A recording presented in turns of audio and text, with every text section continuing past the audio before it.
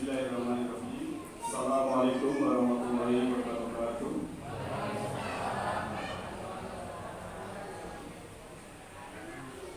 Alhamdulillah, assalatu wassalamu ala wa jihad liyubiru wa atidikuni walau kanal musyrikun.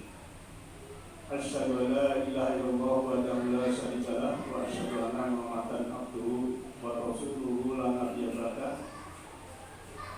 Allahumma sholli Muhammadin wa ala alihi wa sahbihi ajma'in. Amma ba'du. Ya ayyuhalladzina amanu taqullaha haqqa tuqatih wa la tamutunna illa wa antum muslimun. Subhanaka la ilma lana illa ma 'allamtana innaka antal alimul hakim. Rabbi shrah li sadri wa yassir li amri wahlul 'uqdatam min lisani yafqahu qawli. Bapak Ibu kaum muslimin wal muslimat rahimakumullah, adik-adik, anak-anak saya yang saya cintai, alhamdulillah kita jumpa lagi pada petang hari ini. Suasana masih segar bugar. Saya lihat Bapak Ibu cerah-cerah, kita bermangan konsen. Konsen bersati kita auranya ini berbeda. Biasanya kan ikan asin. Ya alhamdulillah. Sehat Bu? Tidak. Sehat itu penting. Misalnya kemudian dikasih uang 1 miliar, kali disukani sakit pilih Ibu. Pilih Budi. Pilih sehat alhamdulillah. Terus Ibu milih sehat dong, milih duit.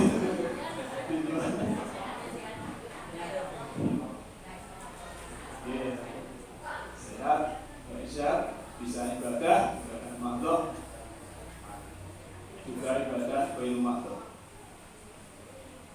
Ini bahan kurban akhir tahun, ya, sekarang Hijriah, tahun baru Komariah, sebentar lagi, ya. Bila monggo kita semua ini introspeksi, muhasabah diri, meniti ke dalam diri, masuk ke dalam. Kalau bahasa akademisnya move in, biasanya kamu move on ya biasanya. Tapi saya mengajak untuk move in. Kalau move on itu kan gadis-gadis yang patah hati itu harus move on.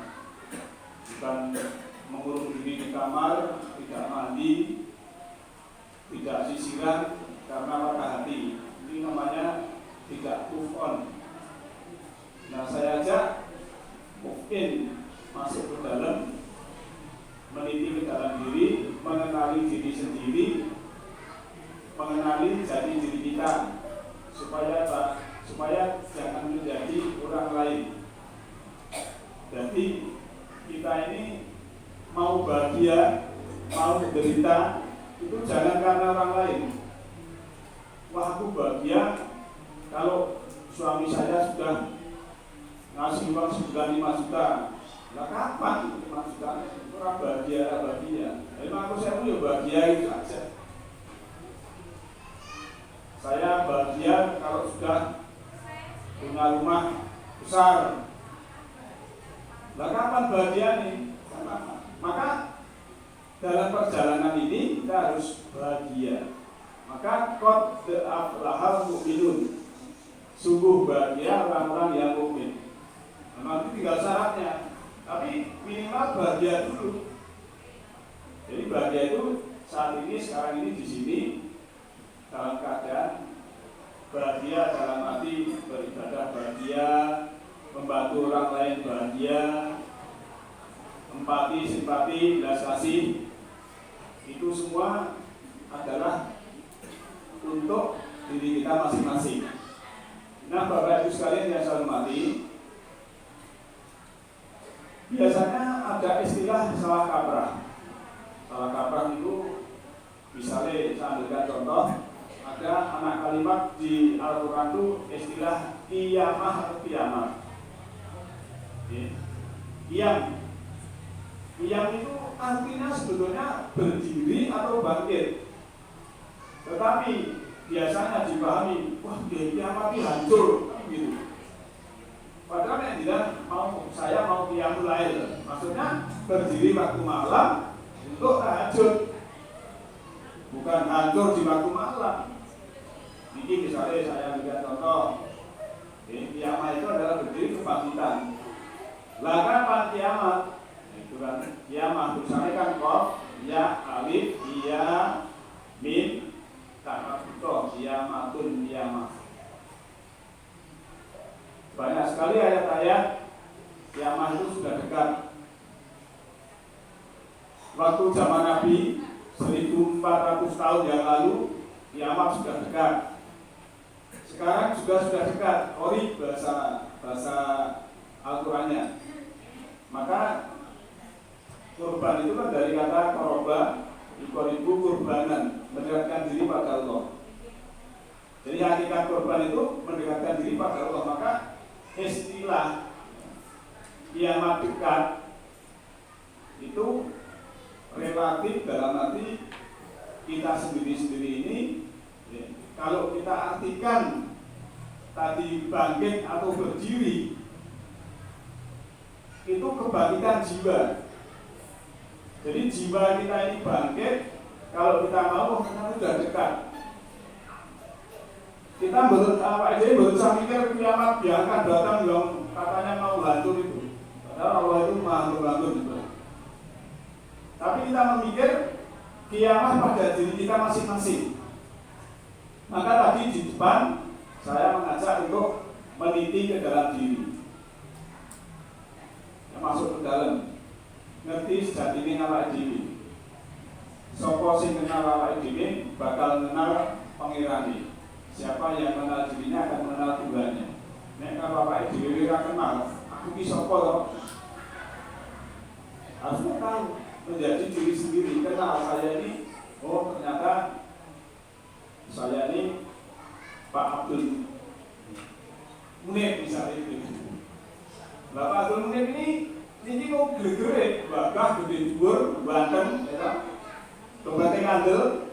Ini sekarang wah istri ini masih nek gitu nang ibu. Kondisi kok kae. Tapi nek Pak Abdul Munib ini bercermin di kaca atau jajan fotonya waktu SD, SMP sampai sekarang belum nanti. Itu Pak Abdul Munib yang mana foto ini sing di kan bukan itu kan foto jaseng kendaraan gonta ganti. Aslinya Pak Abdul Munib itu yang ada di dalam itu jiwanya itu aslinya.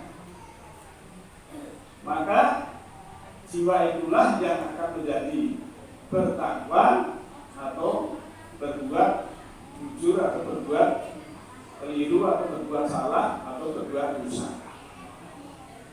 Jadi cuma sesing. Maka kita harus ngerti sejatinya yang awake dhewe. Nek ora ngerti akhirnya kita ini nanti akan rugi sendiri.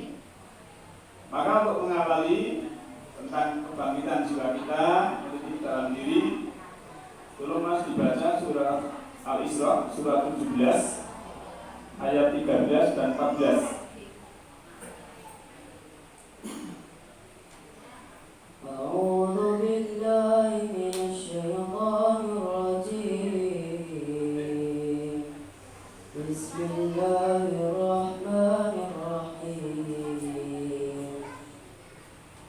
Wa kullu insanin alzamnahu ta'irahu fi 'unuqihi wa nukhriju lahu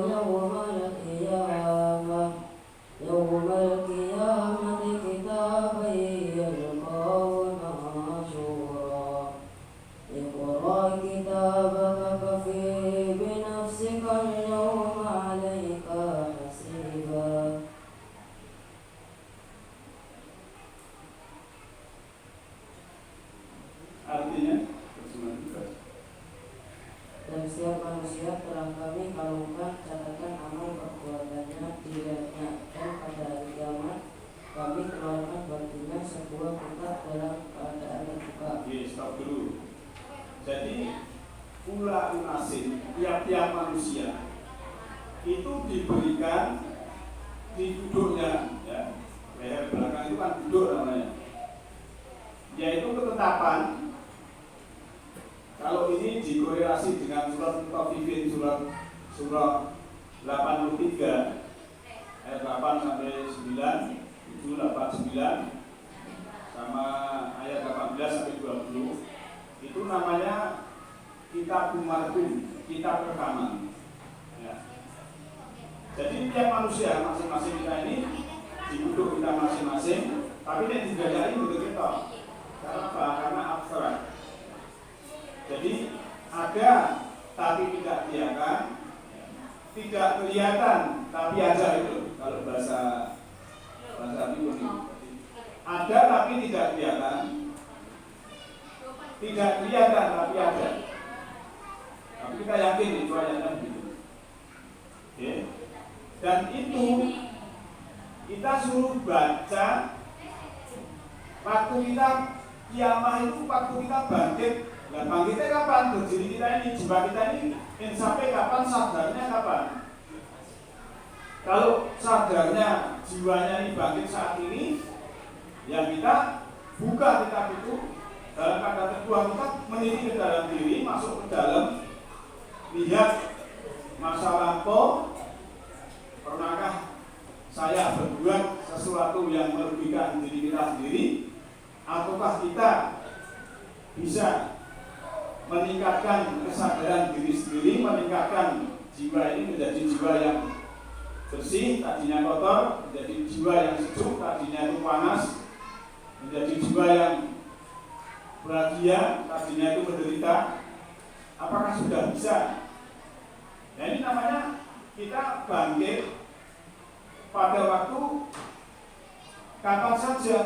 Yang kiamah itu pada hari, yaitu kita itu bangkit. Maka kita suruh menghitung sendiri, bisa menghitung sendiri, Pak. Waktu kita ada kesadaran yang tinggi, waktu kita bangkit, jiwa kita pada saat kapan saja, mungkin malam hari, kita merenung sendiri, wah iya ya, hitung-hitung bisa. Aku deben, aku sih, aku deben. Dalam gelar itu kita ngerti diri semuanya. Itu. Oke. Kita saya kira akan prinsip tapi ya karena bukan karena itu biasa ya. Kalau pengembala kebo, teman keluarga yang banyak, tapi tidak banyak, tidak apa-apa itu karena belum tahu. Namanya belum tahu itu dimaafkan, ya. Oleh Allah dimaafkan. Maka sebetulnya manusia itu yang menyesatkan dirinya itu satu kebodohan. Yang kedua itulah kesombongan. Karena apa? Kalau satu kebodohan tidak mau mengerti, akhirnya dia sendiri juga rugi. Misalnya saya merugikan orang yang tidak tahu masalah listrik, Pak. Itu malah kendel ini kabel, ini stop kontak, itu cek baru sedot buat lagi. Itu misalnya itu. Tapi yang tahu makin tahu malah hati-hati. Itu seperti itu. Seperti anak kecil itu belum tahu apa-apa. Kalau mau cek listrik, cek tahu. Karena apa? Belum tahu. Tapi begitu tahu, dia akan hati-hati. Nah, oleh karena itu kita harus meniti ke dalam diri, masuk jiwa kita ini mau bangkit kapan. Maka di ayat 14-nya, artinya Mas, 14. Bacalah kitabmu, cukuplah dirimu sendiri pada hari ini sebagai penghitung atas dirimu. Nah, bacalah kitabmu, analisalah kitabmu. Kitab sejatinya yang Pak ini dalam diri ini, kamu bisa menghitung sendiri, bukan orang lain. Kamu hitung orang sendiri. Maka kita harus bangkit. Setelah kita bangkit, ada perubahan.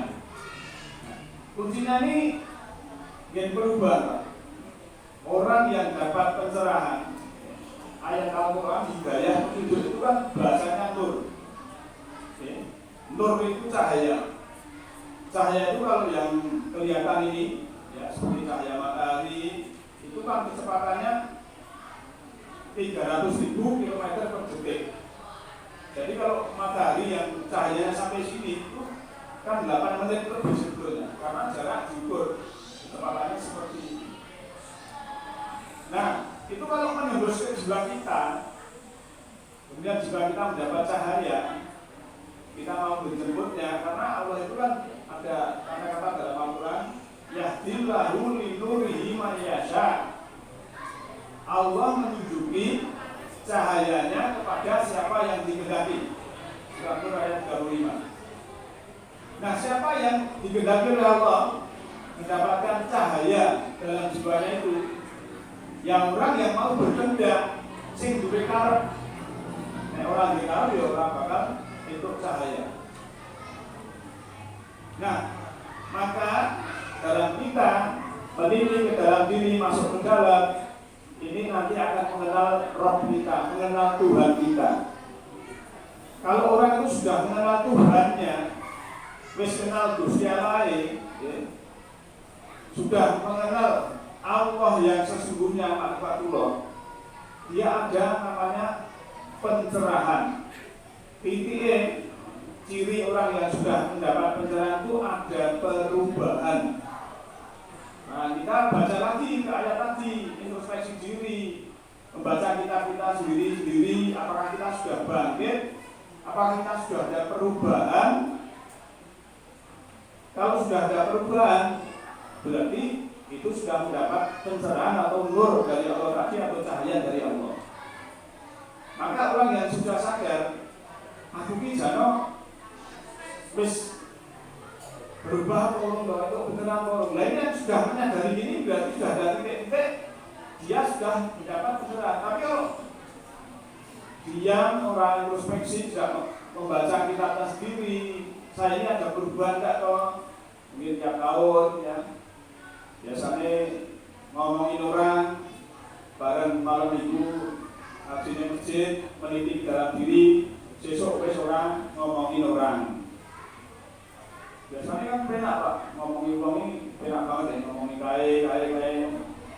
Kami golean ada TB, wah B ini, LA, kok ada B, dan kok boleh B ada GA, kok terlalu. Nah, biasa ngomongin orang ini, walaupun terngaji, nah isi yang ini berarti tidak ada perubahan, namanya belum dapat pencerahan. Tetapi kalau sudah mendapat pencerahan, tahun lalu saya sukanya merendahkan orang lain, tahun lalu saya sukanya mencaci maki orang lain, elek-elek, ngerasani, hibah, tajayus, dan lain sebagainya. Sekarang saya harus berubah karena sudah mendapat pencerahan. Maka jangan sampai kita rugi sekarang ataupun nanti. Kita harus seimbang saat ini, sekarang ini, dan di akhir nanti. Nah, Bapak Ibu sekalian, untuk itu kita baca surat Qasas ayat 77. Monggo Mas. وَابْتَغِ فِيمَا آتَاكَ اللَّهُ الدَّارَ الْآخِرَةَ وَلَا تَنْسَ نَصِيبَكَ مِنَ الدُّنْيَا وَأَحْسِنْ كَمَا أَحْسَنَ اللَّهُ إِلَيْكَ وَلَا تَبْغِ الْفَسَادَ فِي الْأَرْضِ إِنَّ اللَّهَ لَا يُحِبُّ الْمُفْسِدِينَ. Dan carilah pahala kira-kira dengan apa yang telah dianugerahkan Allah kepadamu, tetapi janganlah kamu lupakan bahagiamu di dunia dan berbuat baiklah kepada orang lain, sebagaimana Allah Subhanahu wa Ta'ala telah berbuat baik kepadamu. Dan jangan kamu berbuat kerusakan di bumi, sungguh Allah tidak menyukai orang yang berbuat kerusakan. Nah, dalam surat ini kita disuruh mencari yang bab tadi fima ataqallahu darul. Kita disuruh mencari, carilah bab tadi ini filamer, mari perintah. Fima di dalam apa-apa, ataqallah, apa-apa yang telah fil madhi yang telah aku berikan kepada engkau. Untuk apa? Darul akhirah. Dar itu artinya akan istilah Darussalam, rumah keselamatan. Darul Ridwan, rumah yang mendapat keridhaan. Kemudian di sini adalah Darul Akhirah, tempat yang nanti di akhir. Nanti ada korelasinya dengan surat An-Nisa ayat 86 bahwa kita diberi kehidupan yang baru harus lebih baik dari yang lalu. Nah, wabtaghi fima ataqallahu darul akhirah wala tansa nasibaka minad dunya. Tapi kamu jangan melupakan yang dekat ini, sekarang ini, saat ini, di sini, karena ini menentukan. Sekarang ini kalau kita kan berbuat ini sudah dihitung, Pak. Sudah dihisab, sudah ada catatan, sudah ada rekaman. Maka kita mulai dari sini, sekarang ini, saat ini, setelah kita meneliti ke dalam diri, mengenal diri sejati, mengenal kitab sejati, kita harus yaitu tadi apa yang telah diberikan Allah itu untuk kemaslahatan sekarang saat ini dan nanti. Wa ahsin kama ahsanallahu ilaika, dan berbuat baiklah sebagaimana Allah berbuat baik kepadamu. Wah, ini berat sekali yang ini. Ini juga inilah perintah wa ahsin. Kowe tuwidau becik kama ahsanallahu ilaika, kaya dene Allah tidak becik marang sira kabeh. Allah itu kalau memberi kita tidak pandang dulu mungkin kafir, munafik, dolim, musyrik, muslimin, semua diberi rezeki.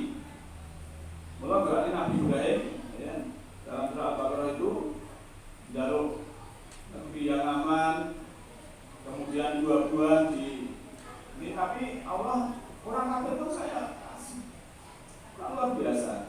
Tapi kadang kita mau nolong orang itu kan pilih-pilih. Wah, aku tahu di Haji Jabuten, aku tahu di api. Nek mau balas apik kalau wong sing tahu apik itu biasa. Tapi menurut Al-Quran kita dijelekin, kita membalas yang baik. Itulah yang dimaksud wa ahsin kama ahsanallahu ilaika. Kita tidak pandang suku, tidak pandang ras, golongan. Kalau kita mau menolong, memberi, ya kita harus ikhlas, tidak pilih kasih. Sebagaimana Allah berbuat baik pada kita. Nih, jadi dan ikhlas tidak mengharapkan. Kalau kita memberikan dalam surat Mudatsir itu wala tandur tastaksir. Kalau kamu itu memberi, jangan berharap balasan penghargaan yang lebih banyak. Jadi memberi saja, dia tidak berterima kasih tidak apa-apa. Tapi biasanya orang Jawa itu kadang ya dari ujian. Sing nate penjenengan tolong itu biasanya orang menyakiti. Maka ada istilah menolong anjing kesebet. Terus anjing kesebet kain-kain, penjenengan tolong bareng sepitannya hilang mah nyokot gambar itu. Itu bahasa namanya bahasa ya faktanya mungkin ada. Mungkin dengan orang ya entah nolongnya tentang apa, tapi suatu saat itu malah menyakiti. Nah, itu memang wajar. Maka tugas kita supaya menjadi jiwa yang mutmainah, jiwa yang stabil, itu harus satu, mau menerima yang tidak kita sukai, yang kedua mau melepas yang kita sukai. Nah, kuncinya itu. Kalau kita sudah bisa melepas yang kita cintai, yang kita sukai dengan rela, itu akan stabil jiwanya. Dan kita juga mau menerima yang tidak kita sukai. Pengennya kan anak nurut, rezeki lancar, terus tonggone apik kabeh, sahabate apik kabeh, ning dalam selamat terus kan tetap begini. Tapi suatu saat kan ada yang kita tidak suka. Tonggone mungkin mau ngomong bulat, lebih kamar, babinya sakit kabeh. Ini kan tidak kita sukai, tapi kita terima. Ning dalam dipasang mobil baterai mati kabeh. Sabar, ini jangan ya tidak disukai, tapi kita terima. Nek bapak-bapak mungkin ibu jangan kasihan. Orang nesu. Bu, yo makan bareng yo, enak banget iki masakane. Padahal nyai kleru wis digawe kayak meneh. Enggak apa, orang nesu. Nesu ki marake tuwa, marake loro, marake susah. Lalu kan bojo kok nesu wong diladeni. Tapi ana sing kandhe bojo, enak ndek bojo diladeni. Tapi kalau nggih ngomong, enak jenengan sing kandhe bojo rasa ngoni. Wong kan kok iki lho. Kanggo iki ada sing dua bilang wah jenengan iki penak ya, duwe bojo ada sing ladeni. Aku tak tahu ya. Penak jenengan no, ora ndek bojo ora ngoni ora. Wong kan sama sing nawan. Apa yang kita miliki ini kita terima, wis penak lho. Jadi yang tidak kita sukai, kita juga mau menerima, ya. Kemudian bapak-bapak yang punya anaknya lebih dari 2 itu kan kadang anak itu bisa menengih, betul kan ibu? Apa yang terus? Betul mesti wong anak itu ada Quran, kadang jadi musuh, kadang jadi fitnah, gitu. Kadang ngeten dan lain sebagainya, ujian.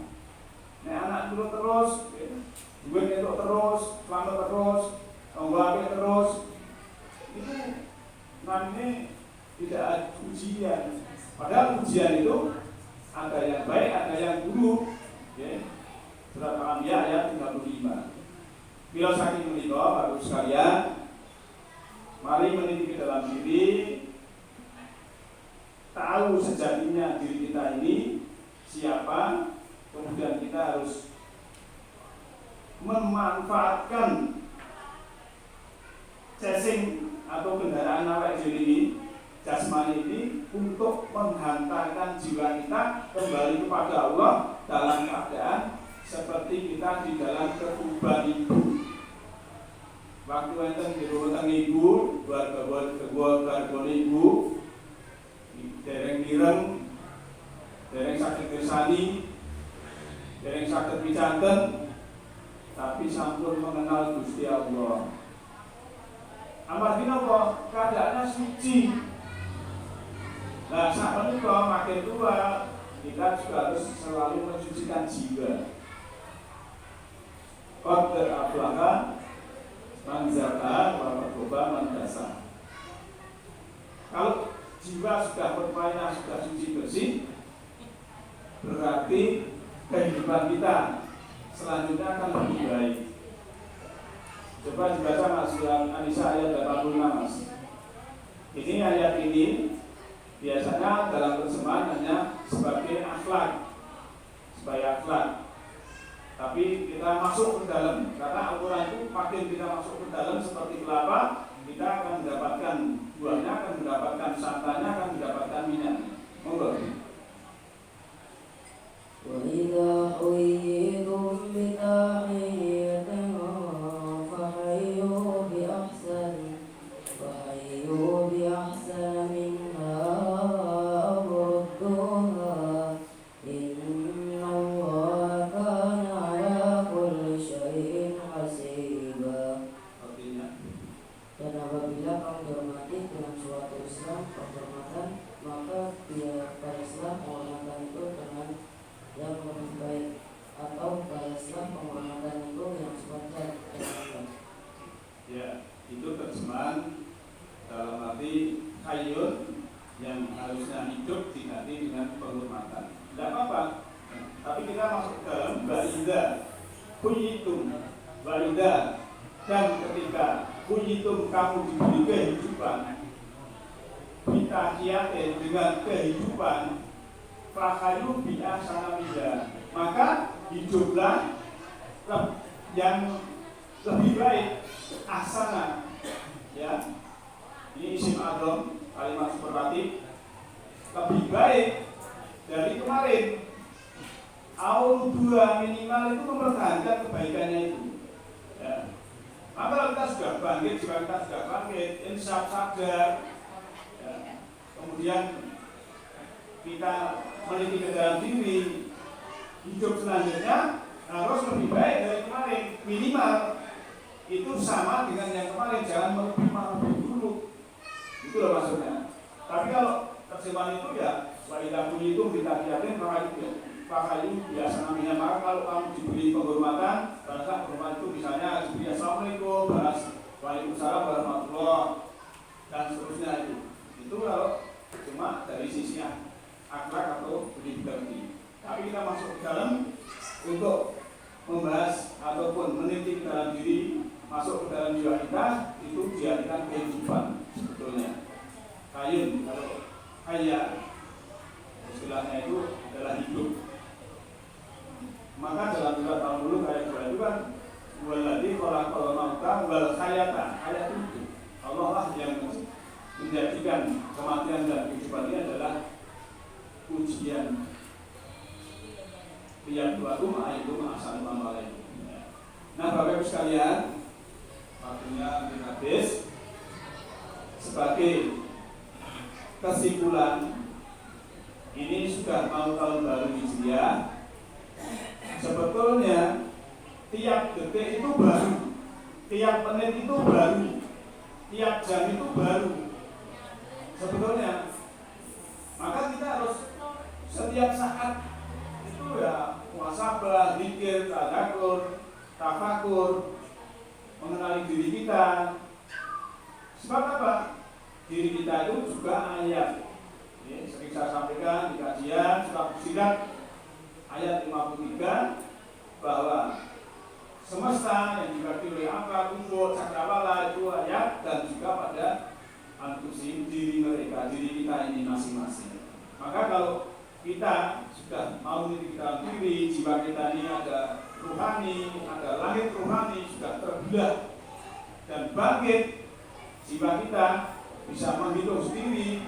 Akhirnya jiwa kita nanti akan bercahaya, tidak redup, dan bisa membimbing, menghantarkan ya, ruhani di dalam diri kita masing-masing ini dengan jasad yang ada ini nanti akan kembali kepada Allah dalam keadaan suci bersih.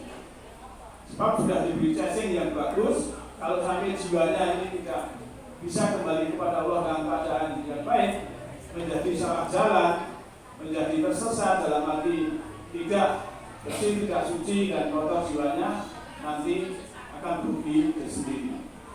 Oleh karena itu, monggo Bapak Ibu sekalian, kita bangkitkan diri kita, jiwa kita untuk menuju kesadaran, untuk menuju keinsafan. Mungkin pada malam hari ini sekian dulu. Ada waktu 2 menit. Ada pertanyaan atau komentar, saya persilahkan.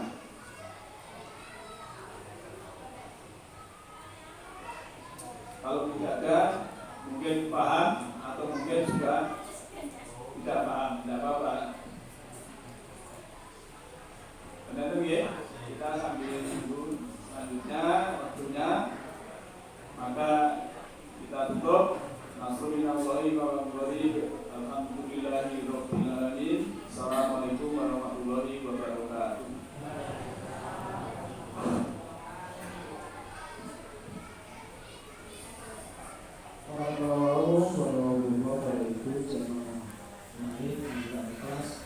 Pengawasan mengenai dalam hukum, alhamdulillah sampun kelampahan kanthi lancar, selain sebupun diikuti kita menggunakan sama